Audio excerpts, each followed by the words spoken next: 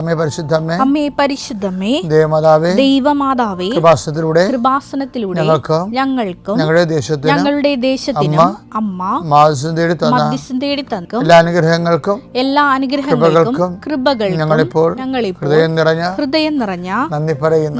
അമ്മേ പരിശുദ്ധമേ, ദൈവമാതാവേ, 2004 ഡിസംബർ 7 ഉച്ചകഴിഞ്ഞ് 2:30 കൃപാസനത്തിൽ സംഭവിച്ച അമ്മയുടെ പ്രത്യക്ഷപ്പെടലിനെ കുറിച്ച് തിരുസഭയ്ക്ക് സമർപ്പിച്ചിരിക്കുന്ന പഠനരേഖകളുടെ മേൽ സഭാത്മകമായ പഠനം ആരംഭിക്കുവാൻ ഞങ്ങൾ പ്രാർത്ഥിക്കുന്നു.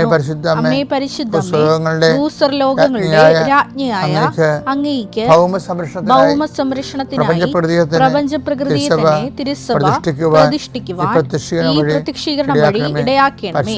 പരിശുദ്ധമേ, ജപമാല മാതാവേ, സകല കൃപാസനം പ്രാർത്ഥനകളോടും ചേർത്ത് ഞങ്ങളിപ്പോൾ പ്രാർത്ഥിക്കുന്ന ഈ കുടുംബത്തിന്റെ പ്രത്യേക നിയോഗം അമ്മയുടെ പ്രത്യക്ഷീകരണത്തിന്റെ ഈ അനുഗ്രഹവേളയിൽ ഞങ്ങൾക്ക് സാധിച്ചു തരുവാൻ കനിയണമേ. വിശ്വാസ പ്രമാണം.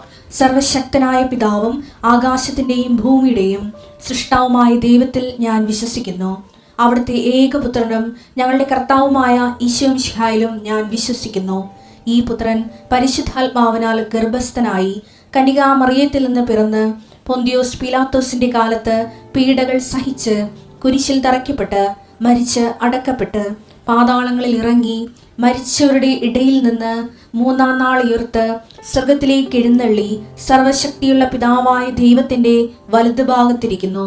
അവിടെ നിന്ന് ജീവിക്കുന്നവരെയും മരിച്ചവരെയും വിധിക്കുവാൻ വരുമെന്നും ഞാൻ വിശ്വസിക്കുന്നു. പരിശുദ്ധാത്മാവിലും ഞാൻ വിശ്വസിക്കുന്നു. വിശുദ്ധ കത്തോലിക്കാ സഭയിലും പുണ്യവാന്മാരുടെ ഐക്യത്തിലും പാപങ്ങളുടെ മോചനത്തിലും ശരീരത്തിന്റെ ഉയർപ്പിലും നിത്യമായ ജീവിതത്തിലും ഞാൻ വിശ്വസിക്കുന്നു. ആമേൻ. സുഖസ്ഥനായ ഞങ്ങളുടെ പിതാവേ, അങ്ങയുടെ നാമം പൂജിതമാകണമേ. അങ്ങയുടെ രാജ്യം വരണമേ. അങ്ങയുടെ തിരുമനസ് സ്വർഗത്തിലെ പോലെ ഭൂമിയിലും ആകണമേ. അന്നു വേണ്ടുന്ന ആഹാരം ഇന്ന് ഞങ്ങൾക്ക് തരണമേ. ഞങ്ങളോട് തെറ്റ് ചെയ്യുന്നവരോട് ഞങ്ങൾ ക്ഷമിക്കുന്നത് പോലെ ഞങ്ങളുടെ തെറ്റുകൾ ഞങ്ങളോടും ക്ഷമിക്കണമേ. ഞങ്ങളെ പ്രലോഭനത്തിൽ ഉൾപ്പെടുത്തരുതേ, തിന്മയിൽ ഞങ്ങൾ രക്ഷിക്കണമേ. ആമേൻ. നന്മ നിറഞ്ഞ മറിയമേ, സ്വസ്തി. കർത്താവ് അങ്ങയുടെ കൂടെ സ്ത്രീകളിൽ അങ്ങ് അനുഗ്രഹിക്കപ്പെട്ടവളാകുന്നു. അങ്ങയുടെ ഉദരത്തിൻ ഫലമായി ഈശോ അനുഗ്രഹിക്കപ്പെട്ടവനാകുന്നു. പരിശുദ്ധ മറിയമേ, തമ്പുരാന്റെ അമ്മേ, പാപികളായ ഞങ്ങൾക്ക് വേണ്ടി ഇപ്പോഴും ഞങ്ങളുടെ മരണസമയത്തും തമ്പുരാനോട് അപേക്ഷിക്കണമേ. ആമേൻ. കർത്താവേ, നിന്റെ ഉന്നതമായ നാമത്തിന് സ്വസ്ഥം ചെയ്യുന്നു. ഈ നിമിഷം മുതൽ അങ്ങയുടെ ഞങ്ങൾ തിരിച്ച് ഇന്നത്തെ വിശ്രമത്തിലേക്ക് പ്രവേശിക്കുന്നവരെ കർത്താവെ, എല്ലാ മക്കളെയും, ഈ പ്രാർത്ഥനയിൽ പങ്കെടുക്കുന്ന എല്ലാ മക്കളെയും അങ്ങേക്ക് സമർപ്പിക്കുന്നു. ഈശോ, നിന്റെ വിശുദ്ധ പൗരോഹിത്യത്തെ മഹത്വപ്പെടുത്തണമേ എന്ന് പ്രാർത്ഥിക്കുന്നു. കർത്താവെ, സഭയിലുള്ള സാന്നിധ്യം ദൃഢമാക്കണമേ. അമ്മേ പരിശുദ്ധമ്മ ദേവമാതാവേ, അമ്മയുടെ മാധ്യസ്ഥ യാചിക്കുന്ന എല്ലാ മക്കൾക്കും, ഉടമ്പടി എടുത്ത് ഉടമ്പടി ജീവിക്കുന്നവർക്ക് എല്ലാവർക്കും, ഈ പ്രാർത്ഥന ആദ്യമായിട്ട് പങ്കെടുക്കുന്ന എല്ലാവർക്കും പരിശുദ്ധ ദേവമാതാവിനെ പ്രത്യേകം മാധ്യസ്ഥ ലഭിക്കട്ടെ. എൻ്റെ കർത്താവിൻ്റെ ഉന്നതമായ നാമത്തിൽ സഭയുടെ അധികാരത്തിൽ കുരിശിൻ്റെ അടയാളത്തിൽ ദൈവശക്തിയാൽ നിൻ്റെ ഇന്നത്തെ മുഴുവൻ ഉദ്യമങ്ങളെ കർത്താവ് ആശീർവദിക്കട്ടെ. നിൻ്റെ സംസാരങ്ങളെയും സംഭാഷണങ്ങളെയും ചെയ്തികളെയും നിൻ്റെ ഒപ്പിനെയും നിൻ്റെ എഴുത്തിനെയും കർത്താവ് ആശീർവദിക്കട്ടെ. നിൻ്റെ യാത്ര, നിൻ്റെ ജോലി, നിൻ്റെ താമസം, നിൻ്റെ മറ്റുള്ളവരുമായിട്ടുള്ള ഇടപെടലുകൾ കർത്താവ് ഏറ്റെടുക്കുകയും നിനക്കത് അനുകൂലമായി മാറ്റുകയും ചെയ്യട്ടെ. എൻ്റെ കർത്താവിൻ്റെ ഉന്നതമായ നാമത്തിൽ ഉന്നതമായ വിദ്യാഭ്യാസത്തിന് വേണ്ടി, ഉന്നതമായ ജീവിതത്തിന് വേണ്ടി ഉള്ള നിൻ്റെ പരിശ്രമങ്ങളിൽ നിൻ്റെ കഴിവുകൾ നീ തിരിച്ചറിയുകയും ദൈവത്തെ നീ ആശ്രയിക്കുകയും കർത്താവിൻ്റെ ചൈതന്യം നിന്നെ ആവശ്യിക്കുകയും നീ ഉന്നതമായ മേഖലകളിൽ നിനക്കുള്ള തടസ്സങ്ങളെ ഈ ഒറ്റ പ്രാർത്ഥനകൾ നീങ്ങിപ്പോവുകയും ചെയ്യട്ടെ. എൻ്റെ കർത്താവിനുമായ നാമത്തിൽ സഭയുടെ അധികാരത്തെ കുരിശിൻ്റെ അടയാളം ദൈവത്തിൻ്റെ ശക്തിയാൽ നീ ഇന്നേ ദിവസം കർത്താവിൻ്റെ നാമത്തെ ആശ്രയിക്കപ്പെടട്ടെ. എല്ലാ കാലത്തും why should I hear your prayer എന്നുള്ളതിന് നമുക്ക് നമ്മുടെ പ്രായത്തിനത്ത് മറുപടി പറയണം. അല്ല 2 വയസ്സിൽ 5 വയസ്സിൽ ദൈവൻ്റെ പിതാവാണ്, ഞാൻ പിതാവിൻ്റെ കുഞ്ഞാണെന്നൊക്കെ പറഞ്ഞത് അല്ല 5 വയസ്സ് അതിൻ്റെ കിൻഡർഗാർട്ടൻ സ്റ്റൈലിൽ ആദ്യകാലങ്ങളിൽ ദൈവാനുഭവത്തിൽ ആദ്യകാലം പറയാം. പക്ഷെ മുതിർന്ന അത് പറയാൻ പറ്റത്തില്ല. എന്താ കാര്യം? അതിൻ്റെ കാരണം എന്ന് പറയുന്നത് നമ്മുടെ ആധ്യാത്മിക സ്വയം പര്യാപ്തത എന്ന് പറയുന്ന സംഭവമുണ്ട്. Self sufficiency, spiritual self sufficiency. ഞാനിപ്പോൾ നിങ്ങളോട് സംസാരിക്കുന്നത് സ്പിരിച്വൽ സെൽഫ് സഫീഷ്യൻസിയെ കുറിച്ചാണ്. അത് ഒരു പ്രധാനപ്പെട്ട വിഷയമാണ്. ഈ സെൽഫ് സഫിഷ്യൻസി ഇല്ലാത്ത ഒരാൾ വന്നിട്ട് ഈശോ അടുത്ത് പപ്പ ജപ പഠിക്കണണ്ടല്ലേ? ആരാണത്? സെഞ്ചൂറിയൻ. ആ സെഞ്ചൂറിയൻ്റെ അടുത്ത് ലുക്ക 7:7 അങ്ങയെ നേരിട്ട് സമീപിക്കാൻ പോലും കണ്ട അയാൾ ഹീസ് നോട്ട് സ്പെഷ്യലി സഫിഷ്യൻറ്റ്. എന്താ അയാളെ പറഞ്ഞു? സെഞ്ചൂറിയൻ ശതാബ്ദം എന്താ പറഞ്ഞത് ഈശോനെ കുറിച്ച്?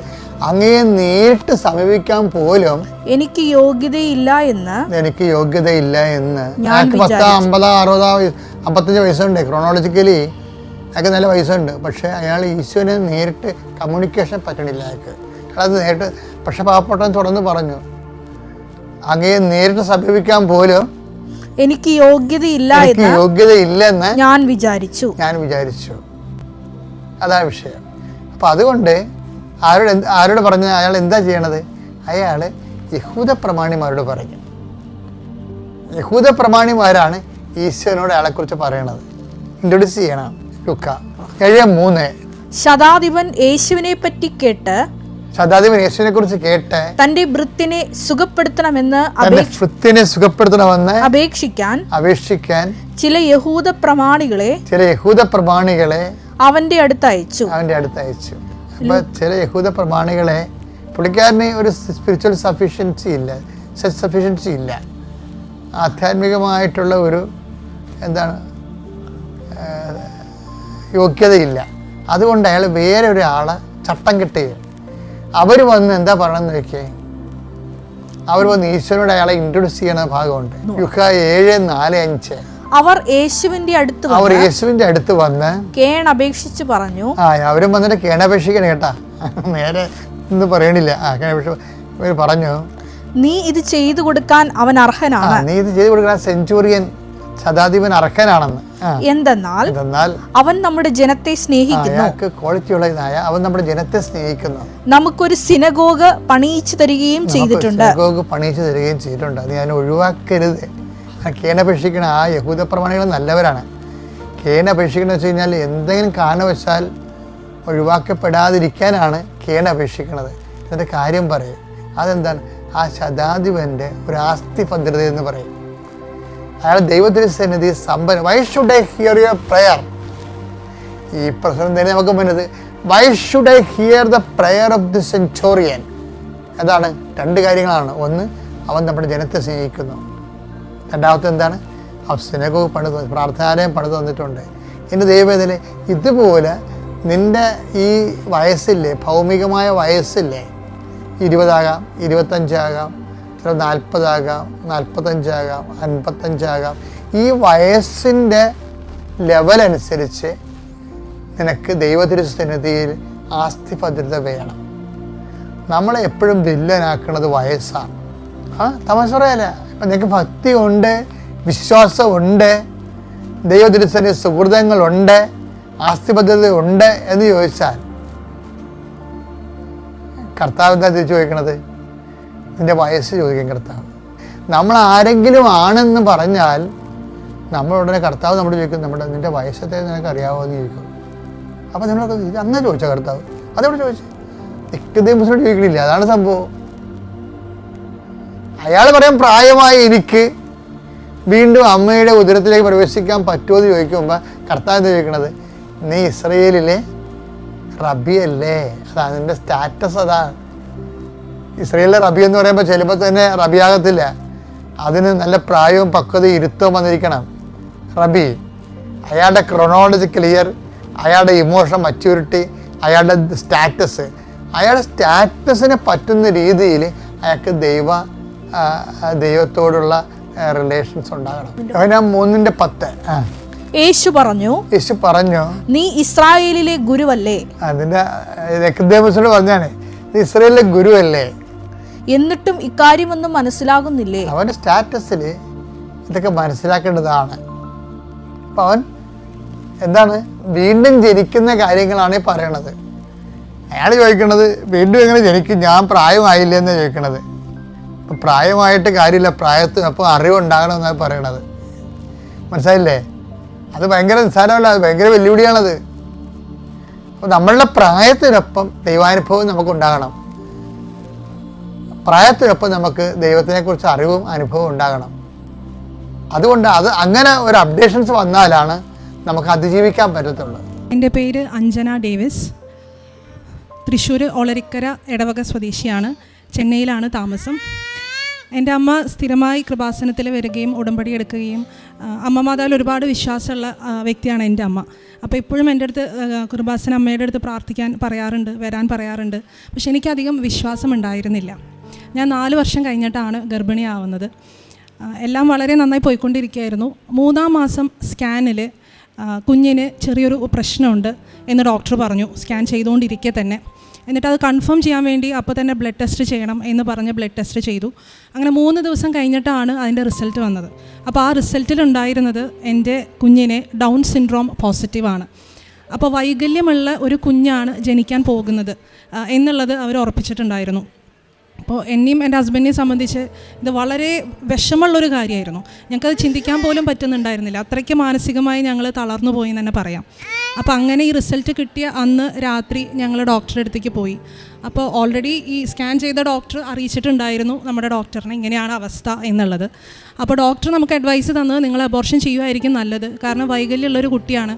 അപ്പോൾ ഈ കുട്ടീനെ നിങ്ങൾ ആജീവനാന്തം ഒരു സ്പെഷ്യൽ ചൈൽഡ് പോലെ വേണം വളർത്താനായിട്ട്. അതിൻ്റെ ബുദ്ധിമുട്ടുകൾ, പ്രശ്നങ്ങൾ, അത് എങ്ങനെയായിരിക്കും പുറത്തേക്ക് വരാം എന്ന് പോലും നമുക്കിപ്പോൾ പറയാൻ പറ്റില്ല. തുടങ്ങിയ കാര്യങ്ങളൊക്കെയാണ് ഡോക്ടർ നമ്മുടെ അടുത്ത് വിശദീകരിച്ച് തന്നത്.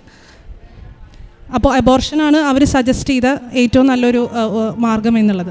പക്ഷേ എനിക്കും എൻ്റെ ഹസ്ബൻഡിനും അത് ഒരിക്കലും ചിന്തിക്കാൻ പറ്റാത്തൊരു കാര്യമായിരുന്നു. അപ്പോൾ ആ ടേബിളിൽ ഇരുന്നുകൊണ്ട് ആ നിമിഷം തന്നെ ഞാൻ ആദ്യം പറഞ്ഞു, ഞങ്ങൾക്ക് എന്തായാലും അബോർഷൻ ചെയ്യാൻ സാധിക്കില്ല, ഞങ്ങൾ ഒരുപാട് ആഗ്രഹിച്ച് നേടിയൊരു കുഞ്ഞാണ്, ഞങ്ങൾ മുന്നോട്ട് പോവുകയാണ് എന്നുള്ളത്. എൻ്റെ ഹസ്ബൻഡും അതേപോലെ തന്നെ സ്ട്രോങ് ആയി പറഞ്ഞു, ഞങ്ങൾ മുന്നോട്ട് തന്നെയാണ് പോകുന്നതെന്ന്. അപ്പോൾ ഡോക്ടർ വീണ്ടും ഞങ്ങളുടെ അടുത്ത് പറഞ്ഞു, ഇതിൽ നിന്ന് നിങ്ങൾക്കുണ്ടാവുന്ന ദോഷങ്ങൾ നിങ്ങൾ ആലോചിക്കുക, എന്നിട്ട് മതി തീരുമാനം എന്നൊക്കെ. അപ്പോൾ ആ ടേബിളിലിരുന്ന് ഞാൻ ഡോക്ടറോട് പറഞ്ഞ ഒറ്റൊരു വാചകം ഇതാണ്: എൻ്റെ ദൈവം പൂർണ്ണനാണ്, അദ്ദേഹം സൃഷ്ടിക്കുന്ന എൻ്റെ കുഞ്ഞും പൂർണ്ണനായിരിക്കും എന്നുള്ളത്. ഇനി ഇതിനെക്കുറിച്ചൊരു ഡിസ്കഷൻ ഞങ്ങളുടെ അടുത്ത് നടത്തരുത് എന്ന് പറഞ്ഞിട്ടാണ് പോകുന്നത്. അപ്പോൾ ഡോക്ടറിന് ഇങ്ങനത്തെ ഒരു വിശ്വാസം ഞാൻ ക്രിസ്ത്യാനികളിൽ മാത്രമേ കണ്ടിട്ടുള്ളൂ എന്നുള്ളത്. പക്ഷേ എൻ്റെ മനസ്സ് തീർത്തും തകർന്നൊരവസ്ഥയിലായിരുന്നു. ഞാൻ അങ്ങനെ പറഞ്ഞുവെങ്കിലും പ്രാർത്ഥിക്കുന്നൊരു വ്യക്തിയാണ് ഞാൻ, അതുകൊണ്ടായിരിക്കാം. പക്ഷെ തീർത്തും തകർന്നൊരവസ്ഥയിലായിരുന്നു. ഇനി എന്തായിരിക്കും ഒന്നും എനിക്കറിയില്ല. അങ്ങനെ അന്ന് രാത്രി തിരിച്ചു വന്ന് പിറ്റേ ദിവസം രാവിലെ എൻ്റെ അമ്മയുടെ അടുത്ത് ഞാൻ ഫോണിലാണ് പറയുന്നത്. ഇങ്ങനത്തെ ഒരു കാര്യം ഞാൻ പൊട്ടിക്കരഞ്ഞ് പറയുമായിരുന്നു.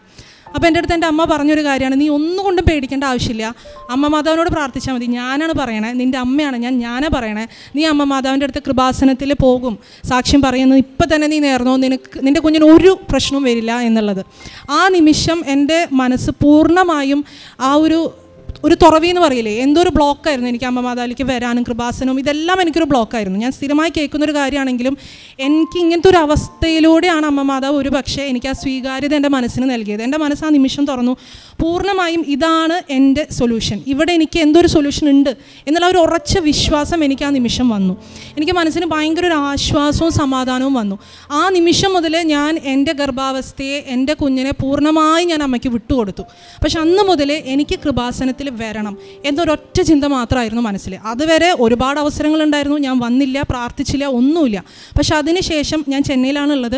അതിനുശേഷം എങ്ങനെയെങ്കിലും എനിക്ക് അമ്മ മാതാവിൻ്റെ അടുത്ത് എത്തിയാൽ മതി, എൻ്റെ കുഞ്ഞിനെ നേരിട്ട് വന്ന് എനിക്ക് അമ്മ മാതാവിന് സമർപ്പിക്കണം എന്നുള്ള ഒരൊറ്റ ചിന്ത മാത്രമായിരുന്നു. അപ്പം അന്ന് മുതൽ ഞാൻ പ്രാർത്ഥിക്കാൻ തുടങ്ങി. വിശ്വാസ പ്രമാണം എപ്പോഴും ചൊല്ലും, ജപമാലകൾ ചൊല്ലി പ്രാർത്ഥിക്കാൻ തുടങ്ങി. അങ്ങനെ ജനുവരി 10-നാണ് ഞാൻ നേരിട്ട് ചെന്നൈയിൽ നിന്ന് ആലപ്പുഴയിലേക്ക് നേരിട്ട് ഇവിടെ വന്ന് ഇറങ്ങി. ഇവിടെ വന്ന് ജനുവരി 10, 2020 ഞാൻ ഉടമ്പടി എടുത്ത് പ്രാർത്ഥിക്കുന്നത്. ഇതേ സ്ഥലത്ത് അവിടെ ഇരുന്നുകൊണ്ടാണ് ഞാൻ പ്രാർത്ഥിച്ചത്.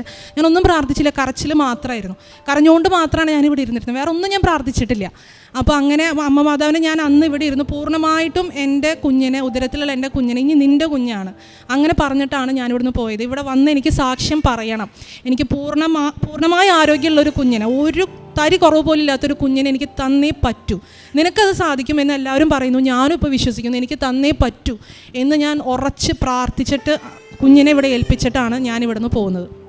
അവിടെ നിന്ന് അങ്ങോട്ട് ഈ ഉടമ്പടിയിലുള്ള എല്ലാ കാര്യങ്ങളും കൃത്യമായി തന്നെ നിർവഹിക്കാൻ അമ്മ മാതാവ് എനിക്ക് വലിയ കൃപ തന്നു. അതെൻ്റെ കഴിവല്ല, ഗർഭാവസ്ഥയാണ്. പക്ഷേ എങ്കിലും എനിക്ക് പൂർണ്ണമായി അത് ചെയ്യാൻ സാധിച്ചു. അങ്ങനെ പള്ളിയിലെ എല്ലാ പ്രാവശ്യം കുർബാന ചെയ്യുമ്പോൾ ഇംഗ്ലീഷ് മാസിന് ഞാൻ പോവും, തമിഴ് മാസിന് ഞാൻ പോവും. അത് കഴിഞ്ഞ് അവിടെ നിന്നിട്ടുള്ള ആൾക്കാരുടെ അടുത്തൊക്കെ ഞാൻ ഈ പേപ്പർ കൊടുക്കായിരുന്നു. എനിക്കിതെല്ലാം വളരെ മടിയുള്ളൊരു കാര്യമായിരുന്നു, എനിക്കിതൊന്നും ഇഷ്ടമല്ലായിരുന്നു പണ്ട്. പക്ഷേ ഇതെല്ലാം എനിക്ക് പൂർണ്ണമായി ചെയ്യാനുള്ള കൃപ അമ്മ മാതാവ് എനിക്ക് തന്നു. എൻ്റെ ഓഫീസിലായാലും ഒരാൾ എൻ്റെ അടുത്തൊരു വിഷമോ സങ്കടമോ പറയുമ്പോൾ ഞാൻ അപ്പോൾ തന്നെ ബാഗിൽ വെച്ചിട്ടുണ്ടായിരുന്നു. ആ ബാഗിൽ അപ്പോൾ തന്നെ ഈ പേപ്പറൊക്കെ എടുത്ത് കൊടുക്കും.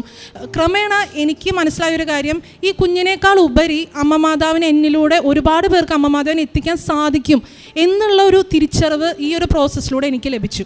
അതിനുശേഷമാണെങ്കിലും പലപ്പോഴും മനസ്സിലൊരു പതർച്ച വരും, എങ്ങാനും ഇങ്ങനെയാവോ അങ്ങനെയാവോ എന്നൊക്കെ ചിന്തിക്കുമ്പോഴെല്ലാം ഞാനാണ് ഇവിടെ വന്ന് ഉടമ്പടി എടുത്തതെങ്കിലും എൻ്റെ ഹസ്ബൻഡിന് എന്നേക്കാൾ കൂടുതൽ വിശ്വാസമായി. അപ്പോൾ അദ്ദേഹം പറയുന്നില്ല, നമുക്ക് പൂർണ്ണ ആരോഗ്യമുള്ള നല്ല കുഞ്ഞിനെ തന്നെ കിട്ടും, നീ അമ്മ മാതാവിനോട് പ്രാർത്ഥിക്കുന്നതല്ല, ഞാൻ പ്രാർത്ഥിക്കുന്നതല്ലേ. അപ്പോൾ അദ്ദേഹത്തിൽ ആ ഒരു വിശ്വാസം എനിക്ക് കണ്ടു. അതേപോലെ തന്നെ കുടുംബ പ്രാർത്ഥന കൃത്യമായി ഞങ്ങൾ ചെല്ലുമായിരുന്നു, പ്രത്യക്ഷീകരണ എല്ലാ പ്രാർത്ഥനകളും ചെല്ലുമായിരുന്നു. എൻ്റെ അപ്പ വിശ്വാസിയാണ്, പക്ഷേ അങ്ങനെ കുടുംബ പ്രാർത്ഥനയിൽ വലിയ വിശ്വാസമോ കുർബാനയിൽ വലിയ വിശ്വാസമോ അങ്ങനെയൊന്നും ഉണ്ടായിരുന്നില്ല. ബൈബിൾ വായിച്ച് ഞാൻ കണ്ടിട്ടില്ല. പക്ഷേ ഈ ഉടമ്പടി എടുത്തതിന് ശേഷം എൻ്റെ അപ്പ ഒരുപാട് പ്രാർത്ഥനയിലേക്ക് വന്നു. ബൈബിൾ ആദ്യമായിട്ട് വായിക്കുന്നത് ഞാൻ അതിന് ശേഷം കണ്ടു. കൃത്യമായൊരു ചിട്ട, പ്രാർത്ഥനയിലൊരു ചിട്ട ഞങ്ങളുടെ കുടുംബത്തിൽ വന്നു. ഇതെല്ലാം ഞങ്ങളുടെ കുടുംബത്തിലുള്ള ആ ഒരു വിശ്വാസവും ചൈതന്യം എല്ലാം ക്രമേണ കൂടി വന്നു. ഞങ്ങൾക്ക് എല്ലാവർക്കും ആ ഒരു ടെൻഷൻ കുറഞ്ഞു. കാരണം അതിനപ്പുറം വലിയൊരു ശക്തിയുടെ കയ്യിലാണ് എൻ്റെ കുഞ്ഞിനെ ഞാൻ കൊടുത്തിരിക്കുന്നത് എന്ന് തിരിച്ചറിയുമ്പോഴെല്ലാം എനിക്ക് മനസ്സിന് ഭയങ്കര ശാന്തതയായിരുന്നു. അങ്ങനെ 8-ാം മാസം, കാരണം ആ സമയത്ത് കൊറോണ ആരംഭിച്ചിട്ടുണ്ടായിരുന്നു, അതുകൊണ്ട് 7-ാം മാസം സ്കാൻ ചെയ്യാൻ പറ്റിയില്ല, കുറച്ച് വൈകി 8-ാം മാസമാണ് സ്കാൻ ചെയ്തത്.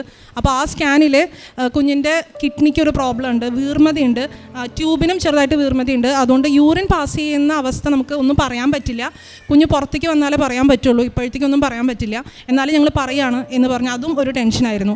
അതുപോലെ പ്രസവ സമയത്ത് നമുക്ക് ഹോസ്പിറ്റലിൽ കിട്ടുന്നുണ്ടായിരുന്നില്ല, നാട്ടിൽ വരാനായിരുന്നു പ്ലാൻ. അവിടെയെല്ലാം അമ്മമാരുടെ വലിയൊരു ക്രമീകരണം ഉണ്ടായിരുന്നു. അത് ഞാൻ പറഞ്ഞാൽ എത്രമാത്രം അത് നിങ്ങൾക്ക് മനസ്സിലാവുമെന്ന് എനിക്ക് അറിഞ്ഞുകൂടാ, പക്ഷേ അതിലൂടെ കടന്നുപോയ എനിക്ക് അറിയാം അത് അമ്മ മാതാവിൻ്റെ കരമാണ് അവിടെയെല്ലാം പ്രവർത്തിച്ചത് എന്നുള്ളത്. ഞാൻ ജോലി കഴിഞ്ഞ് വരുമ്പോഴും സ്ഥിരമായി സാക്ഷ്യങ്ങൾ കാണുമായിരുന്നു.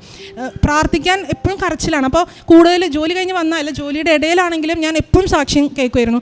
അപ്പോഴെല്ലാം എനിക്ക് ഫീൽ ചെയ്തൊരു കാര്യം, ഞാനൊരു വിശ്വാസത്തിലെ ഒരു 2 അടി പിന്നിലേക്ക് പോകുമ്പോഴായിരിക്കും അമ്മ മാതാവ് എനിക്ക് ചേർന്ന ഒരു സാക്ഷ്യം എനിക്ക് ഇട്ടുതരും. അപ്പോൾ എൻ്റെ വിശ്വാസം ഒരു 4 മടങ്ങ് വർദ്ധിക്കും. അപ്പോൾ ഈ സാക്ഷ്യങ്ങൾ എന്തിനാണ് അങ്ങനെയൊക്കെ ഞാൻ ആലോചിച്ചിട്ടുണ്ടായിരുന്നു. അല്ലെങ്കിൽ സാക്ഷ്യം പറയാൻ പോലും എനിക്ക് പറ്റുമെന്ന് പോലും ഞാൻ ആലോചിച്ചിട്ടുണ്ട്. എന്തിനിപ്പോൾ സാക്ഷ്യം പറഞ്ഞിട്ട് നമുക്ക് നേരിട്ട് പറഞ്ഞാൽ പോരെ എന്നൊക്കെ. പക്ഷേ ഈ ഓരോ സാക്ഷ്യം ഞാൻ ഓഫീസിലിരുന്ന് കേൾക്കുമ്പോൾ വളരെ മനസ്സ് പതറുന്ന സമയത്ത് ഈ ഒരു സാക്ഷ്യം തരുന്ന ആ ഒരു എനർജി, ആ ഒരു വിശ്വാസത്തിൻ്റെ 10 മടങ്ങാണ് എൻ്റെ മനസ്സിൽ വന്ന് നിറയാറ്. അപ്പോൾ തൊട്ട് ഞാൻ ആഗ്രഹിക്കായിരുന്നു എനിക്കിതുപോലൊരു സാക്ഷ്യം പറയണം, ആഗ്രഹിച്ച് സാക്ഷ്യം പറയണം, വെറുതെ അല്ല ആഗ്രഹിച്ച് സാക്ഷ്യം പറയണം എന്നുള്ളത്. പിന്നെ 9-ാം മാസത്തിൽ ഇപ്പോൾ കുട്ടിയുടെ തല തിരിയുന്നില്ല.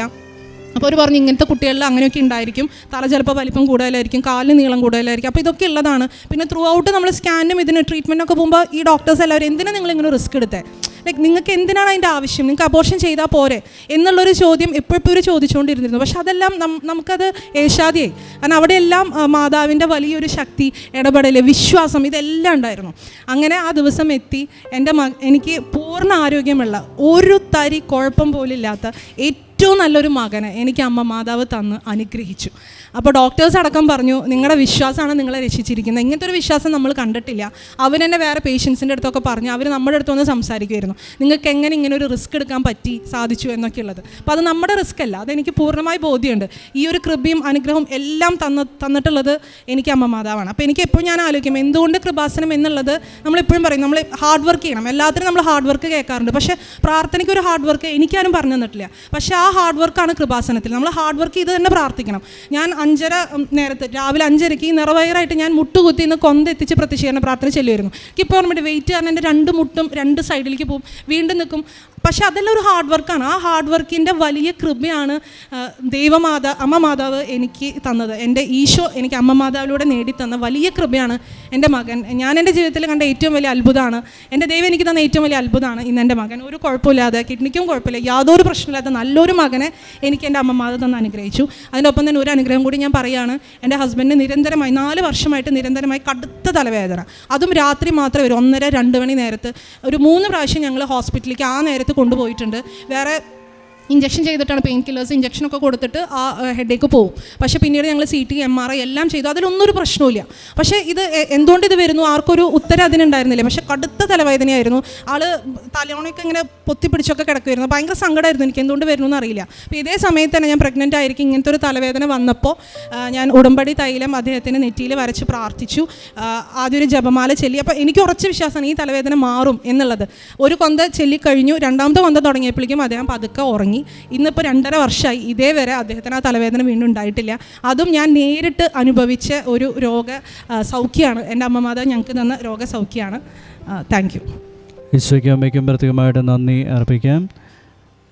മരിയൻ ഉടമ്പടിയിലൂടെ നമുക്ക് ഉണ്ടായിരിക്കേണ്ട ഒരു വലിയ ബോധ്യമാണ് നമ്മൾ ഈ സാക്ഷ്യത്തോടെ കേട്ടത്. അനുഗ്രഹം പ്രാപിക്കുക അത് തീർച്ചയായിട്ടും മരിയൻ ഉടമ്പടിയുടെ ഭാഗം തന്നെയാണ്, കൃപ പ്രാപിക്കുക എന്നുള്ളത്. പക്ഷെ അതിനേക്കാളൊക്കെ ഉപരിയായിട്ട് വിശ്വാസത്തിൽ അടിയുറച്ച് നിൽക്കുകയും ആ നിബന്ധനകളും ഒക്കെ പാലിച്ചുകൊണ്ട് ഒന്നാം സ്ഥാനം ഈശോയ്ക്കും അമ്മയ്ക്കുമാണ് നമ്മൾ കൊടുക്കുന്നതെങ്കിൽ തീർച്ചയായിട്ടും അമ്മ മാതാവ് ഈശോയും നമ്മുടെ ജീവിതത്തിൽ ഇടപെടും. ഡോക്ടർമാരെക്കാൾ വലിയ ഡോക്ടറായ കർത്താവിൻ്റെ മുമ്പിലേക്ക് പരിശുദ്ധ അമ്മ ഈ മരിയൻ ഉടമ്പടിയിലൂടെ ഒരു വ്യക്തിയെ ക്ഷണിച്ചിട്ടുണ്ടെങ്കിൽ തീർച്ചയായിട്ടും അമ്മ ഒരിക്കലും കൈവിടില്ല. ഡോക്ടർമാർ പല പ്രാവശ്യം ആ ഡോക്ടർ പറഞ്ഞിട്ടുണ്ട്, ഈ കുഞ്ഞിനെ ലഭിക്കില്ല, ഇത് ഉറപ്പായിട്ടൊരു അംഗവൈകല്യമുള്ള കുഞ്ഞായി തീരും, അതുകൊണ്ട് ബെറ്റർ ഓപ്ഷൻ എന്ന് പറയുന്നത് നിങ്ങൾ ഇതിന് അബോർഷൻ ചെയ്ത് കളയുക, അടുത്ത കുഞ്ഞിനെ നോക്കുക, ഈ കുഞ്ഞിനെ കളഞ്ഞേക്ക് എന്ന് ഡോക്ടർമാർ വിധി എഴുതുമ്പോൾ ഡോക്ടറല്ല വിധി എഴുതേണ്ടത്, കർത്താവാണ് വിധി എഴുതേണ്ടതെന്ന് പൂർണ്ണമായി വിശ്വസിച്ചുകൊണ്ട് ഈ സവിധത്തിലേക്ക് കൃപാസനത്തിലേക്ക് വന്ന് മരിയൻ ഉടമ്പടി എടുത്തുകൊണ്ട് അതിലൂടെയുള്ള എല്ലാ നിബന്ധനകളും കൃത്യമായി പാലിച്ചുകൊണ്ട് നിറവേറോടെ ഇരിക്കുമ്പോഴും അതിലെ പ്രത്യക്ഷീകരണ പ്രാർത്ഥനകളും മറ്റുമൊക്കെ അത് അല്പം ത്യാഗം സഹിച്ചുകൊണ്ട് വില കൽപ്പിച്ചുകൊണ്ട് ഈശോയ്ക്കും അമ്മയ്ക്കും വില കൽപ്പിച്ചുകൊണ്ട് അവർ പ്രാർത്ഥിച്ചപ്പോൾ കർത്താവ് അമ്മയും ആ വിലയെ, ആ ത്യാഗത്തെ അഭിനന്ദിക്കുകയും അതുപോലെ തന്നെ ആ ത്യാഗത്തെ പരിഗണിക്കുകയും ചെയ്തു. ആ ത്യാഗത്തിൻ്റെ വിലയാണ് ഇന്ന് പൂർണ്ണ ആരോഗ്യമുള്ള ഒരു കുഞ്ഞ് ഈ സഹോദരിയുടെ കയ്യിലിരിക്കുന്നത്. നമ്മൾ കർത്താവിനെയും അമ്മയുമാണ് നോക്കിയാണ് ഈ മണ്ണിലേക്ക് കടന്നു വന്ന് ഉടമ്പടി എടുക്കുന്നതെങ്കിൽ ആ നിയോഗത്തെക്കാൾ അപ്പുറമായി നമുക്ക് ലഭിക്കുന്നൊരു ധൈര്യമുണ്ട്, ഒരു ശക്തിയുണ്ട്, ഒരു കൃപയുണ്ട്. ആ കൃപയെ നന്നായി മനസ്സിലാക്കി അറിഞ്ഞവൾ പരിശുദ്ധ കന്യാമറിയം.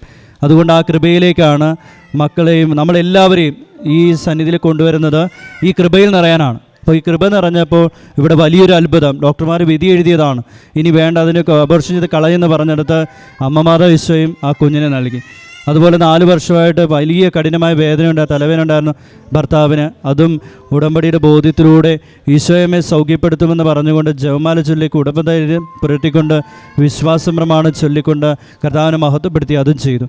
അവിടെയും അത്ഭുതകരമായിട്ട് ഇടപെടുകയും ചെയ്തു.